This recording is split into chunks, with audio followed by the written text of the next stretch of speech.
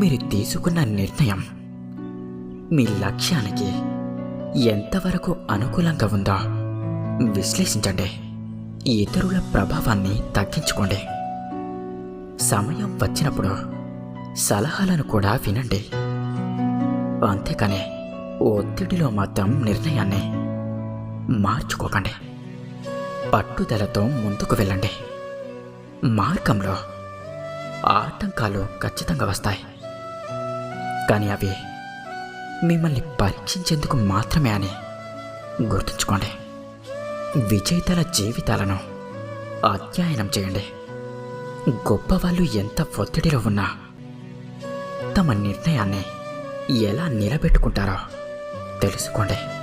జీవితంలో ఎవరి కోసమైనా మీ నిర్ణయాన్ని మార్చుకోవాల్సిన అవసరం లేదు. సత్యం, న్యాయం,